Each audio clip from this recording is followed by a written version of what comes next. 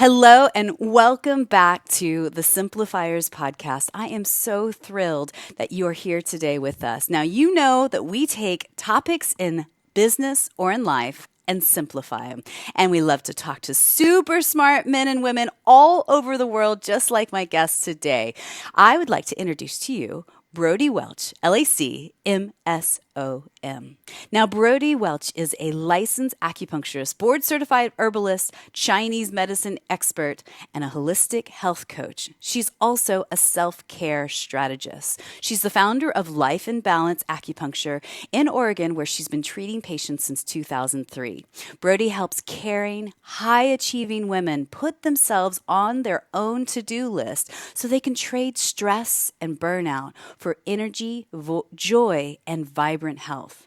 She has helped thousands of clients improve their digestion, sleep, and mood, dial in a regular body-mind practice, and step into the next version of themselves. She leads self-care boot camp programs, which we definitely will talk about later, and helps women bridge the gap between what they know they should be doing to take care of themselves and actually doing it.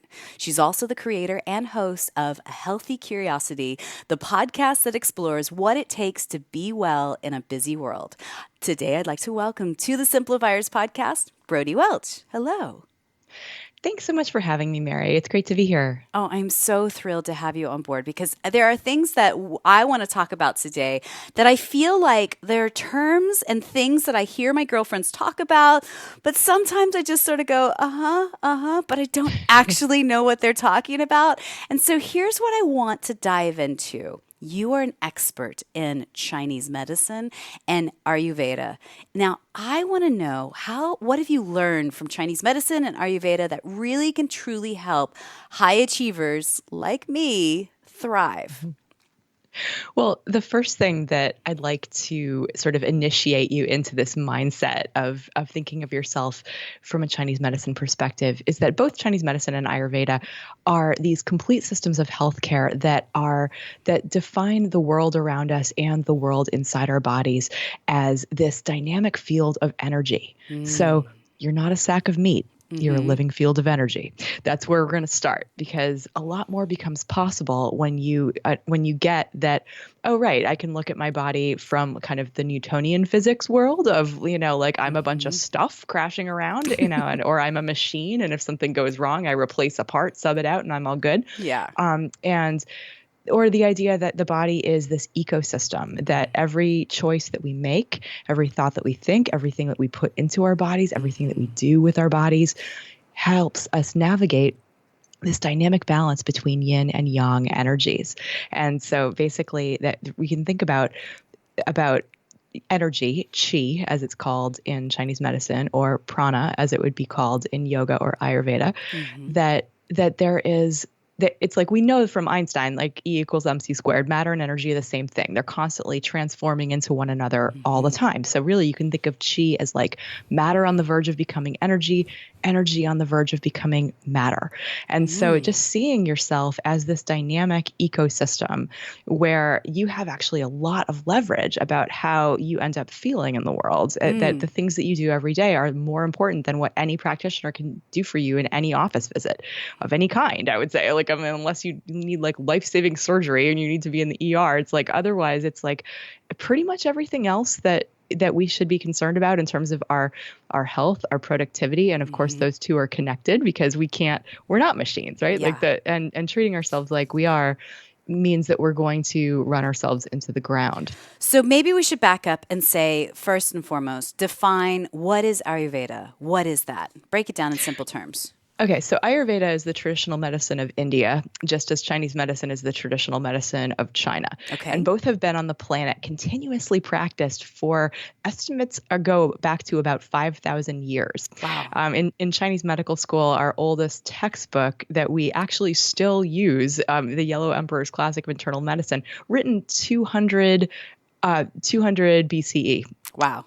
So like a while, right? And it's stood the test of time. It's an empirical medicine, right? So it's been practiced continuously for thousands of years. Ayurveda, same thing in India, like just has been practiced over the years, wisdom handed down. Yeah. And both systems combine different tools. So Ayurveda really emphasizes diet and like this notion that it's really that diet is the center of health. And Chinese medicine kind of went in a different direction. Diet is indeed one of the main branches of Chinese medicine, but really acupuncture and herbal medicine and the internal martial arts like Qigong and Tai Chi are the really, and body work, things like shiatsu or ama massage are really where what most people have heard of in this country. And so like people are like Chinese medicine, food energetics are like less, they're out there for most Westerners. And so, but most people probably know somebody who's had some acupuncture or who's taken a Tai Chi class or something like that. And really all of these branches of the medicine, Ayurveda also has body work and meditation, and both are body, mind, spirit medicines that integrate both of them, or that integrate holistically, and that have as foundational principles that if it's out there, it's in here. Okay. So the external environment affects what's going on internally. And the more we can align with natural cycles, the more efficient we become as creatures and the more ease we find ourselves in. Okay, so let me break down what I think I heard you say and tell me if I'm correct or not. Yeah, go for it. So with Chinese medicine, there's a lot of focus on the energy. So there's energy within you, the energy you put into your body, and how you also move the energy to heal yourself. Is that a fair statement? Yeah. I mean, it really, like, your emotions are a form of energy. Your thoughts are a form of energy.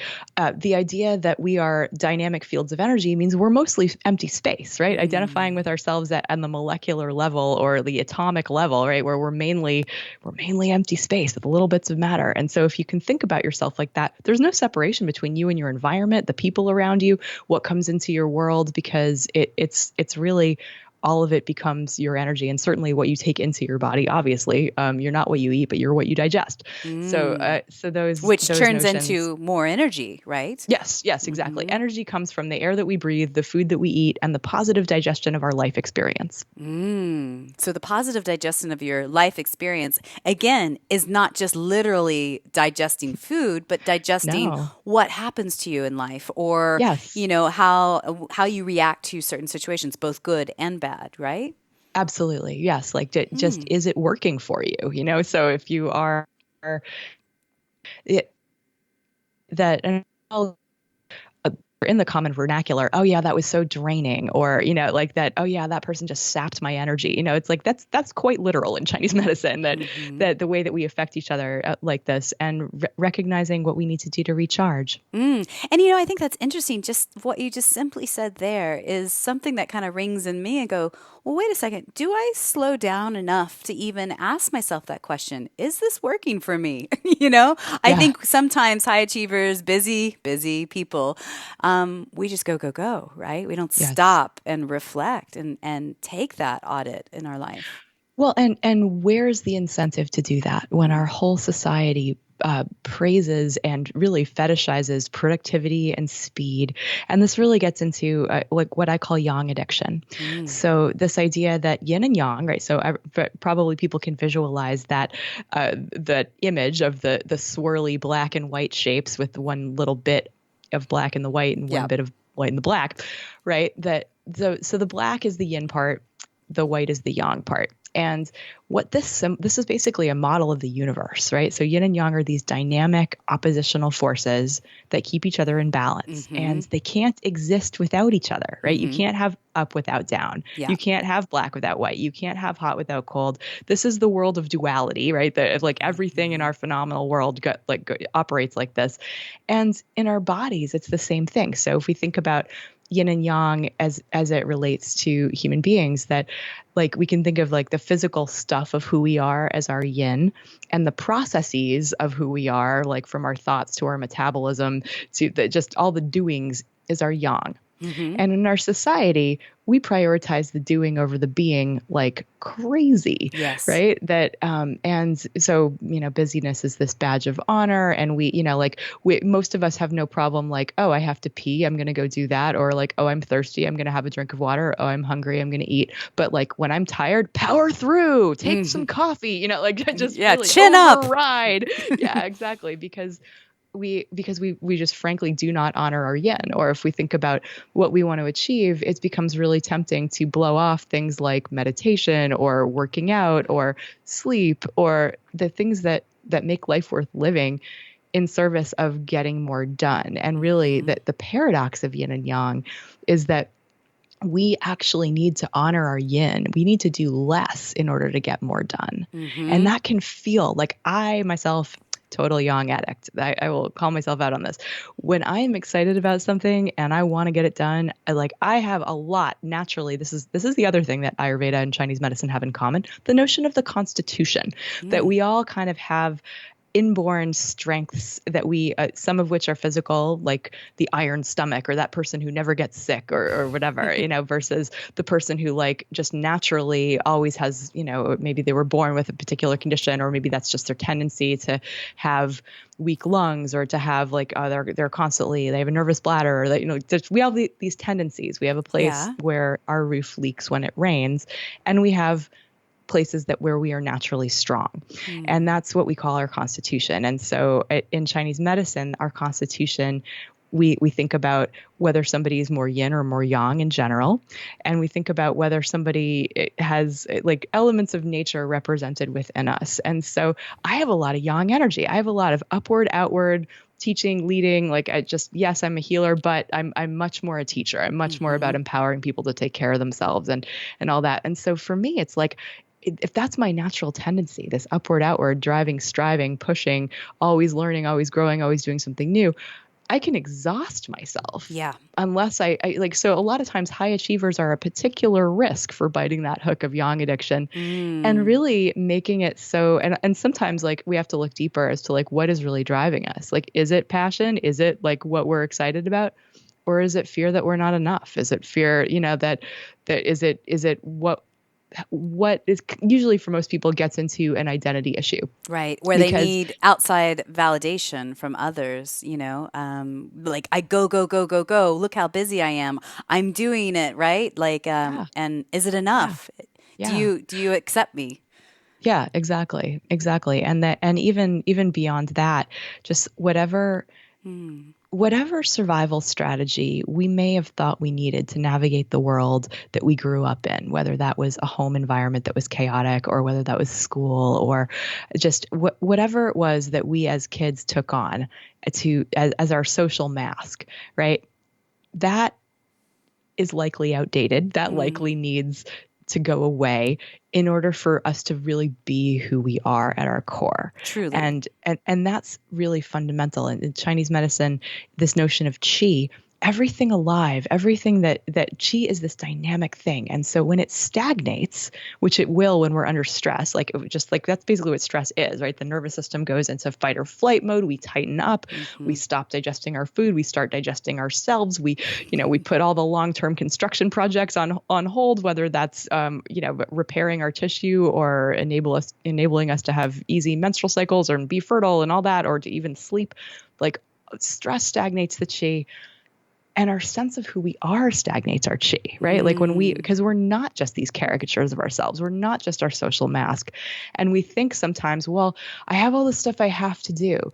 And if we look at kind of what that is, you're trying to maybe be a super parent, a super career person, a super partner, a super athlete. Just a lot of times high achieving people are high achievers they want to be it in every area of life. And so it's I can't let this person down, or I can't miss this deadline, or I can't, because we all are trying to put way too much on our plates than our lives can allow for. And even those things that are in alignment with who we are, even the things that we value, that's where really, really it can be tough, because we have to make choices we have to honor our yin. We have to not burn out. And a lot of times it does mean breaking up with taking a risk that maybe someone won't think that we can do it all, right? Or letting someone down. And really this idea that actually that's not a life-threatening emergency. It is only threatening to who we think we need to be in the world. And that is the ultimate form of qi stagnation in Chinese medicine, is what my teacher calls psychosclerosis, this hardening of the psyche around this idea of who we think we are. And so that's really what I'm in it for, is to like, yeah, I'm all about helping people. I mean, really like get over really any disease and pain that they're dealing with, and acupuncture and Chinese medicine and applying the philosophy of Chinese medicine and Ayurveda to our daily lives Yeah. can do just like there really isn't a system of the body we can't help with. But it's really this idea of freeing people up to live their truth is the true potential of Chinese medicine and Ayurveda. So, everyone that just heard the last couple of minutes of what Brodie was saying, raise your hand if she just described your everyday life. I think sometimes we don't give ourselves credit where credit is due. We know intuitively what we should be doing.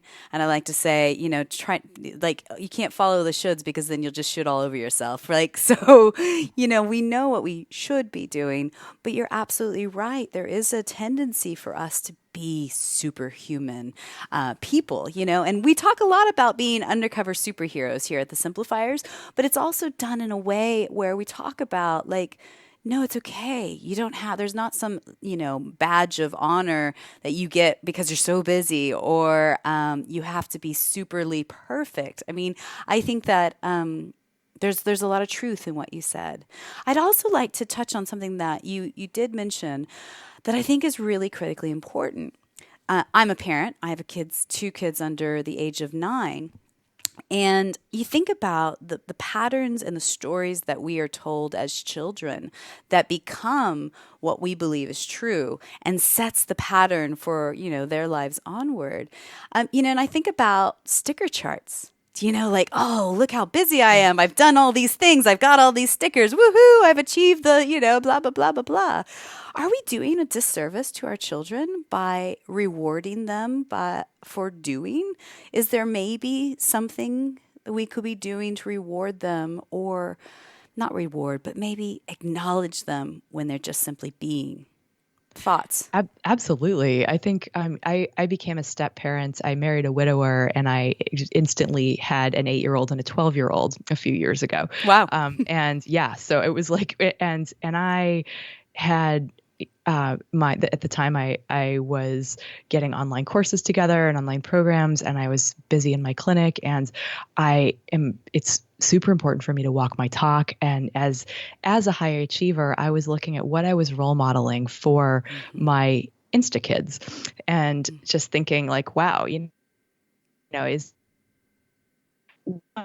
when I am tempted to drag myself to the computer when I can barely keep my eyes open, or, they just that, and got really curious about, well, first of all, pulling myself into better energy integrity, right? Like recognizing my human limits and honoring that, and really explicating that, and really making it known, like, what if I am in conflict, if there's things like, well, I'd really like to do this, but it's really important for me to get this done. I will verbalize that, and as like, wow, this is stressful because I don't have the ability to be in two places at once. I don't have the ability to do this. Right. And so, and I watched what happened to, just I slowly saw over time as a parent the internalizing of like, oh yeah, it's okay to take a break, and when you come back you're refreshed, or like, it's okay to go and like these rhythms of yin and yang, right, of day and night that we're supposed to be in tune with, that really, like, letting kids run experiments on themselves, like, oh yeah, well, how do you feel when you stay up late? Like, how is school the next day for you? Like, just and letting them figure out, like, oh yeah, that's actually not a choice that works for me, or that. I love that. And I think, you're absolutely dead on. It's giving your children the power to do a bit of self-assessment, right? And just say, yeah, check in. Like, how did that go when you stayed up super late? How did that go when you didn't study for the test and all of a sudden you're panicking? Or how did that go when you said no instead of yes? Like, yeah. And then that helps them feel more power in the decision making that they have. Absolutely. And helping them, I think one of the things that is super key is that, yes, we want them to be on a trajectory that sets them up to have all the doors open for them in their lives. But at the same time, like, this is like the belief underneath that is that, where the value underneath that is that we want them to be happy, right? Like, that's what we want for them. And it's like, it may be that being a high achiever doesn't make you happy, right? Like, we know that making a lot of money after a certain point is just diminishing returns. It doesn't actually lead to happiness. That, that just having enough and a little extra for something that feels like luxury, it caps out at about 80,000, right? Like, that's what the research says. So so what ladder are you climbing and why is really important, and really encouraging our kids to be who they are and to follow their path. It, to me, seems like what the role of a parent is to enable them to be the best version of themselves that they can be. Oh, I'm a big believer in the do less movement personally. I mean, as a simplifier, I'm always looking for ways to automate the day-to-day nonsense, the things that just eat up lots of my time, but then also focus on the tasks or the actions, the daily actions that will yield the greatest return. And what I mean by greatest return is the things that help me get one step closer to my better self, right? Whatever my goals are. So can you talk a little bit about how you have found over the years, like, to simplify your self-care process? And I know you're a big believer in automating the mundane. So tell us more about what that means. Yes, that is a phrase I use all the time, because really, because first of all, we know that decision fatigue is a real thing, right? We know about Obama's gray suits, right? Like, that's just, he has to make so many decisions when he was president, right? That, like, he was just like, what I have to wear is not something I need to worry about ever.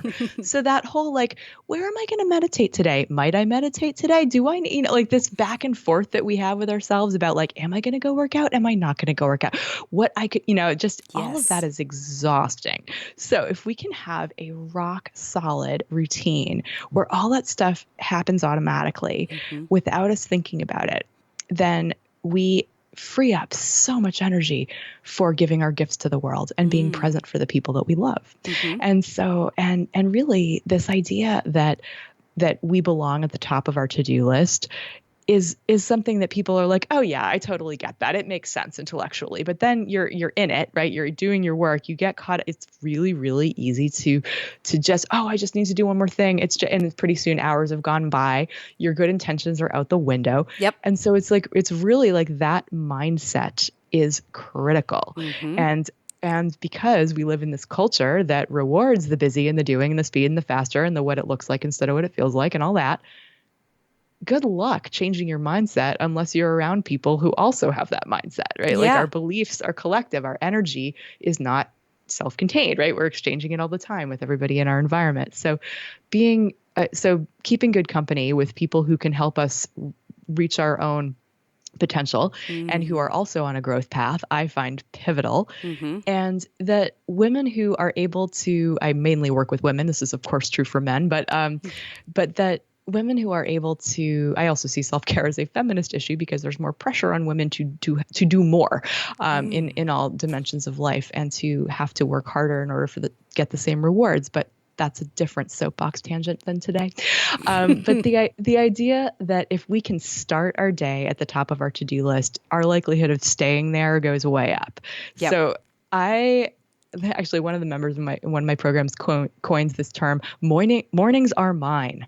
Yes. And I just love that, because if you can start your day, and actually I believe the key to a good morning starts the night before. It starts with putting yourself to bed and honoring that fundamental yin that is sleep, that enables the yang of everything else in life.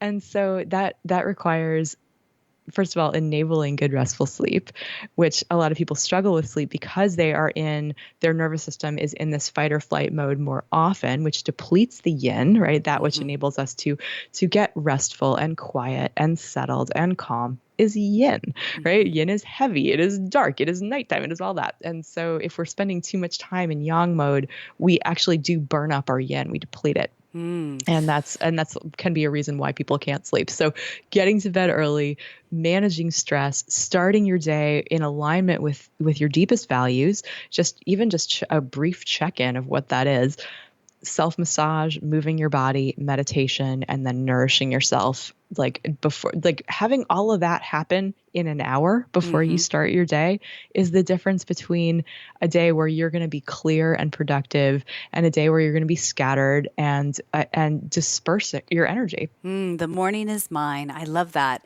The things that work for me, and by no means is my life perfect. Let's just all be very clear here. But the little simple things that work for me is literally the night before packing my workout bag. So the clothes are in there, the shoes are there. I don't even have to think, right? Keys are next to my backpack, which is my laptop, and by the front door. So there's no scrambling to find the keys in the morning school run routine. It's hard, but I've been really trying not to have my phone by my bedside, using an actual, gasp, I know, alarm clock. And not my phone. Yes, I know. These are the little things. Really, it does make a huge difference. Well, what you're talking about is hacking your environment to enable the habits that you want to be the easy thing. Right. And that's a principle that I rely on heavily in helping people to evolve their habits. And it's really key, right? Because there's 5 cues for habits. There's time, there's place, there's the other people that are around, there's the emotion you're experiencing, and there's the preceding action, right? So a lot of us, like the things that happen automatically, it's like after I brush my teeth, or like for me, it's I scrape my tongue, I brush my teeth, like then take a shower, whatever it is. Like it's a series of behaviors that all rely on the thing that came before it, or that are cued by a particular time or a particular place or hanging out with a particular person or being in a particular mood. Yeah. And and we can't necessarily, like, emotion obviously is the least controllable because that just happens. Yeah. But everything else we can pretty much manipulate to our advantage. And I will say that anybody that's listening right now and going, Brodie, Mary, all that sounds nice and good, but hello, reality check. I've got littles at home and they wake up at 2:00 in the morning for breastfeeding. What do I do then? What do you say to that person? I say that, well, first of all, I've worked with that person plenty. And it is like, anytime we're making an excuse, like for not taking care of ourselves, that's exactly what it is. It's resistance to taking responsibility for our lives. And it's like, yeah, on that morning where you're like up all night with your 2-year-old or whatever, it may be that the right thing in that moment is to make a different choice for yourself, but it's still about being present enough with yourself to honor what you need in that moment. Yeah. And the mornings of mine, having that morning routine, it can be modular, but it has to be non-negotiable. It's like, I love having a half an hour to meditate, but I don't often have that, like it just, so making it so that, okay, well, if it's just one conscious breath or, 2 minutes of breathing, that's for my nervous system, way better for my clarity than not doing it at all. And every time that I do it, I reinforce that is my identity as someone who takes care of herself. And every time I go against my good intentions for myself, I actually undermine my own sense of self-worth and confidence. Because think about that. If you can be kind of in dialogue with your body, like mind versus body in this case, where your body is like, I am so tired. And you're like, one more thing. You're basically saying, shut up. Like, you don't matter, you're like you're disrespecting yourself. Right. Yes. And it's like, what kind of a message is that sending? So to think that that's not going to have an effect on how we see ourselves on a deep level, as, like, who would I need to be in order to honor my body? Yeah, for those that are actually listening to this episode, it's 2:00 in the morning right now and you're breastfeeding. I feel you, girl, because I've been there. Like, the littlest, simplest things can help fill your own self-care tank. Like, literally, go get a glass of water right now. Drink the whole glass of water down. Put on some very soft music. These are little, simple things to help give you just the simplest little thing back to your love tank. Oh, totally. And it can be, I love what you just, yes, if somebody is in that moment right now as they're listening, recognize that the obstacle is the way. right? Like that this is that actually like maybe being up at 2 a.m, maybe it's an opportunity for you to get really conscious of slowing your breath because your infant is going to take on the rhythm of your body Yes. and feel the rhythm of Yes. love as something that's relaxing and peaceful. And that's going to help everybody, regardless of whether sleep happens. It's still going to be rejuvenating, and it's still going to keep you in a yin space. And it's the kind of thing where like any moment, if you're stuck in traffic, hey, that like you don't have to be frustrated. It's an opportunity to meditate, right? It's an opportunity Keep to your get eyes open. present. Yes, exactly. Yes. Exactly. But you can Yeah. always do a breathing practice. And, doing those very simple things builds trust, not only in yourself, that you can give yourself what you need, but building trust with your children, with the environment around you as well, that, these things can and are easily achievable. So I Yes. want to go back to Ayurveda real quick, Sure. because my understanding of that is it really does have a lot to do with digestion and the foods you eat and how you appreciate every bite and just slowing down and doing that. Can you tell us just practically, like one or two things that we could do today Yes. that are true to the Ayurveda movement and style of living? Sure, right. So Ayurveda, like the three doshas, the Vata, Pitta, Kapha, are like you can take a dosha quiz online somewhere. Like you can also take a Chinese medicine quiz on my website. And there's ways of figuring out like what is my individual constitution and how do I eat right for my constitution and how do I balance my constitution. And I'm not going to be able to get into how to do that for everyone listening because that would take forever. But there are definitely, but above all, like yes, we all have these unique constitution, but we're all mammals, right? And we're all human beings and we all live on the planet and we're connected to the environment. So what Ayurveda and Chinese medicine would both have us do is align with natural rhythms. And so two very specific things, ways of doing that, to align with the cycles of the seasons is to just eat seasonally, what's local to your ecosystem. To align with daily cycles, there's a few keys that I'll mention. So just naturally, this idea of that different energies in nature dominate at particular times. Okay. And so if we've got so the kapha constitution or the kapha energies, it's basically a mixture of earth and water, and it's heavy and it's dense. And kapha energy kicks in 6 a.m. to 10 a.m. Then it transfers to pitta energy, which is like the fiery, active, busy energy, intense energy, right? Like high noon, right? Like Right. the intensity. Yeah. And then 2 to 6 is Vata time. Vata being expansive and ethereal. And, so if we think about like 2 to 6 a.m., like all the spiritual traditions in the world say, get up and meditate before dawn, like get up, but in that 5 a.m., that idea of that pre-dawn time, giving us unique access to sort of expansive energy of like of insight beyond our mundane lives and being kind of open to the universe in general. Chinese medicine has something called the Harari cycle. And so meaning that like every 2 hours, each particular organ system has the most chi in it. And at that time of day, it's that there is large intestine gets active, like lung gets active from 3 to 5, large intestine gets active from 5 to 7. So the idea Right. of like hydrating and pooping before your day starts, pretty basic, but it's also, it's a way that we can have more energy if we can like just fully eliminate before you eat anything, right? So like getting up, drinking a quart of water first thing in the morning, having full and complete evacuation, and then at sort of like, so basically all that's happening in Vata time. All right, And then, you heard it yeah, here first, folks. yeah. Poop and hydrate first thing in Poop the and morning. hydrate. Yes, it's Clear like your so day. basic. It's so Simplify. basic, but it's also a hidden cause of fatigue, right? Is people carrying around toxins that Wow. get reabsorbed into the liver from the large intestine. So And so, fascinating. right, Wow. it's super key. So, and the other thing that we alluded to earlier, the power of the morning routine and the importance of going to bed early. So, what Ayurveda would have to add to that is that and Chinese medicine both, we really need to be we need to be eating our last meal before the sun goes down. right? And so ideally by 7 o'clock. And so that is that really, if we think about sort of that dosha clock that I was just trying to describe, that the digestion is that fiery, active process of transformation. We've got the most energy for that when the sun is hottest and highest in the sky. So it's like during the day, and that just makes sense, right? That if we're eating our biggest meal in the middle of the day or early in the day, then we have the whole day to burn it off and to use it and to have it fuel us in a way that's useful. That, and this is of course borne out by Western science too, right? That if you eat a bunch of stuff before you go to bed, you're going to have crappy sleep, and you're going to like that basically your body's like, well, what do I do with all this blood sugar? Like it's available, and it's like you're much more at risk for blood sugar imbalances, which of course diabetes is on that spectrum.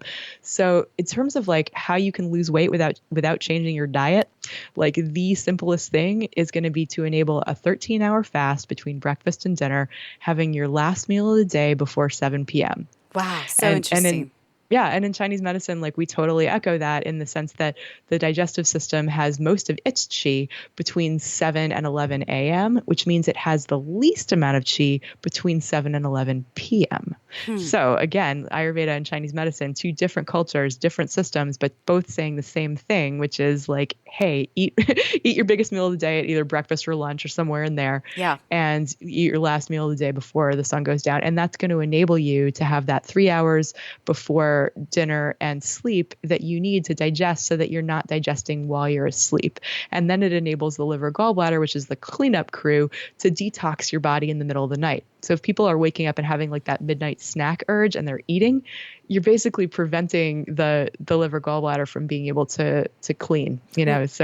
And that's obviously super important. Absolutely fascinating. And I dare say that anytime that I've ever felt like I needed a late night snack or midnight feast or whatever you want to call it, it rarely has anything to do with hunger. And it has something to do with self-medicating, or do you know what I mean? Like, I deserve this, or, it was a hard day, or, I'm just watching a movie, so no big deal. And that's where you move into unconscious eating, right? Oh, yeah, totally. People, and that's another thing, is that willpower wears out by the end of the day. So if you have had a hard day, you're much more likely to eat in the evenings. And like, I mean, how many of us have had that experience where we have that green smoothie in the morning and salad for lunch, and then dinner is like, you know, you go nuts and you find yourself like just prowling the kitchen. But so really it's like just the kitchen closes at 7. Right. Just think about it that way. Have water, have herbal tea after that, you know, something that enables you to, because that gets you into fat burning mode, right? If you're constantly burning off the thing that you just ate, like you're never, and everyone needs to be a good fat burner because that harbors toxins from our toxic world. It's not just that, you know, obviously weight control that I'm talking about. It's about clarity, and it's about not having crud in your body that eventually those prisoners can escape from jail and cause disease. Yeah.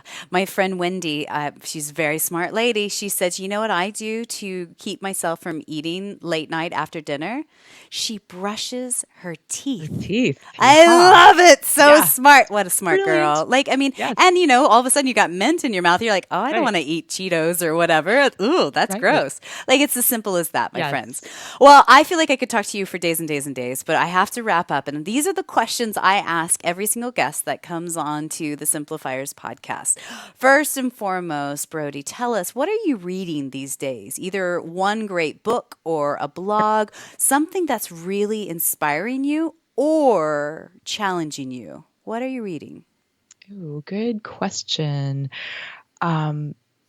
I mean, honestly, I just got my first fiction book that I've had in a really long time. So for me, actually shifting out of constant input mode is really useful. But you know who's really inspiring to me is the work in circadian medicine that's happening right now.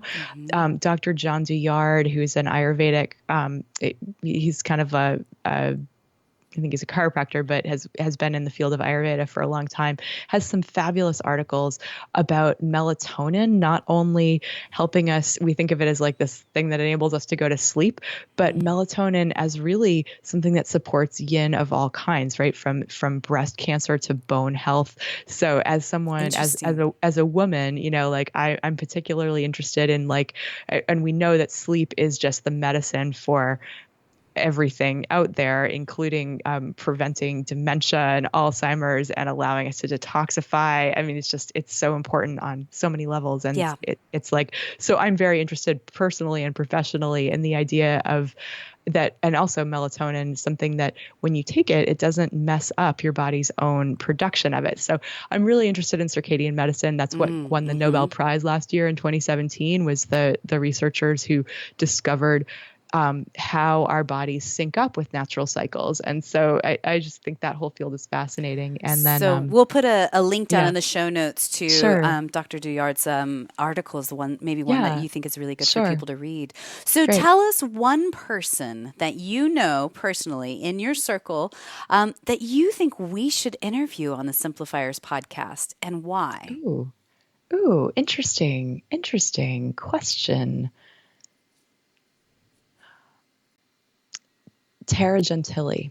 Okay, tell us about Tara. Tara Gentili is someone um, who I worked with as a business coach, probably before I was ready. I don't know that I was in a position to really take advantage of everything that she had to offer. But just that idea of simplicity, like that was where I started to move from shiny object syndrome to really feeling like I had a focus. Yes. And so that idea of the chief initiative of that one thing at a time, and of course there's all sorts of books, right? That the one thing and the 12-week year, and like there's all this stuff right now about just like having a clear focus and Yes. letting it come from that. And so yeah, so she would be somebody that comes to mind. Also, Intriguing. yeah, also Jenny Shih, who's a businesswoman who actually lives in my town here in Corvallis, Oregon, and someone who I know helps entrepreneurs make it simple, like do it online, but step by step. And that step by step approach really much aligns with how I think big changes happen, is just like in small ways that become doable, and then going on from there. Beautiful.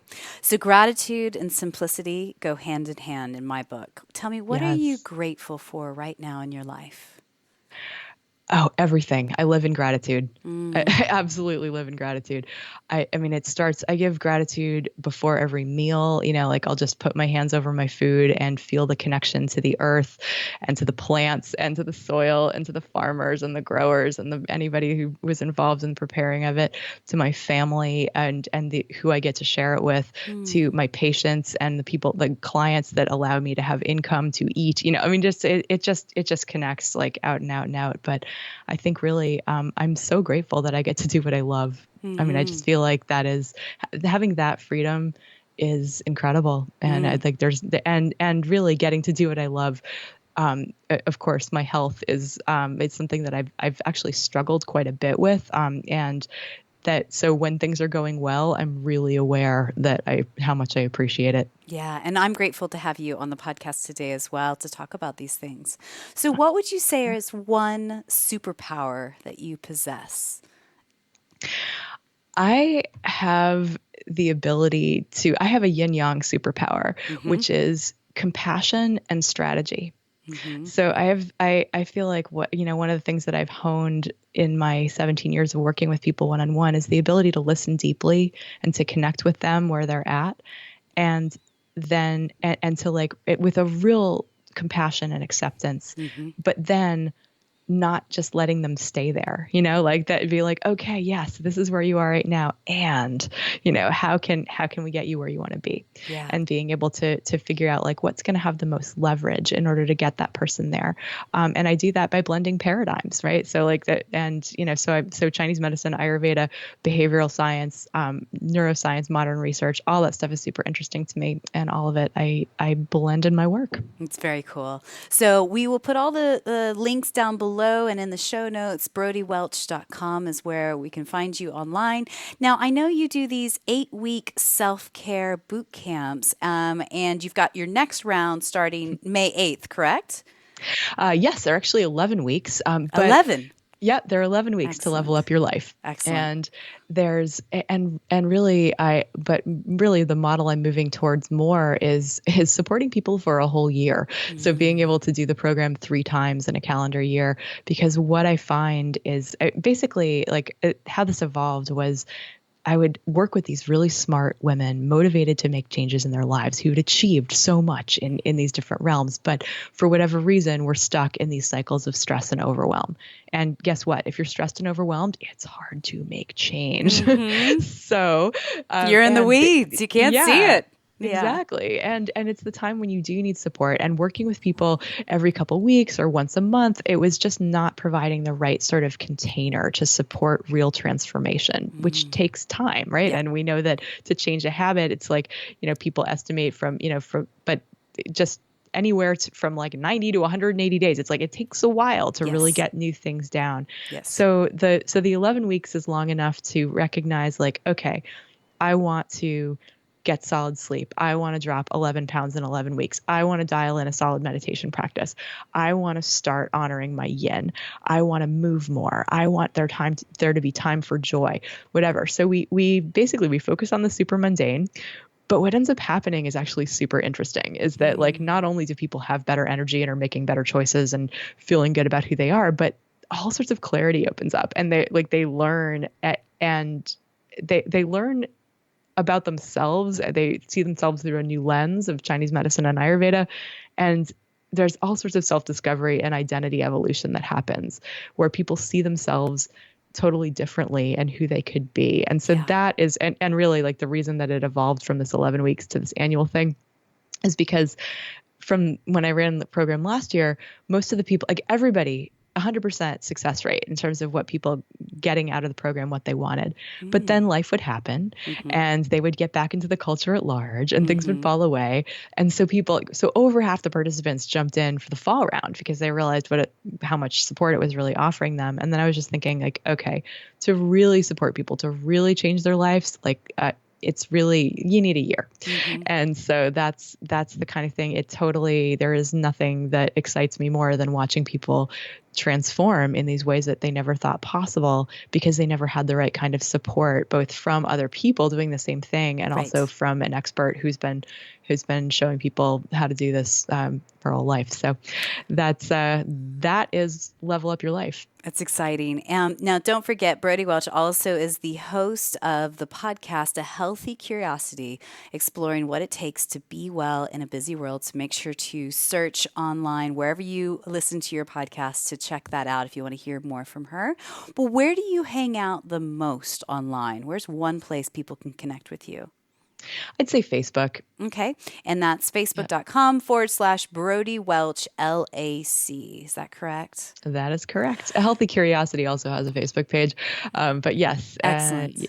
I would love to connect with people there too. Fantastic, Brodie. I'd like to end on this one note. So somebody has been listening to this episode. They're inspired. They're curious to hear more about Chinese medicine, Ayurveda. They're really at their breaking point and they really want to make a change in their life, to do less, to take better care of themselves.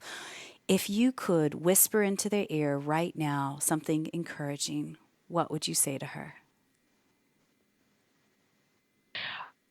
I would say that you deserve to be enjoying your life, not just getting through it. And I would encourage her to go to my website and download my Selfcare manifesto, which has all kinds of words of encouragement for her to tack up above her computer or on her fridge or wherever she's going to see it. Because, you're worth taking care of without doing a thing. It's beautiful. Brodie Welch, thank you so much for being on the Simplifiers podcast today. Oh, Mary, it's been such a pleasure. I love sharing this stuff. All right. Thank you again.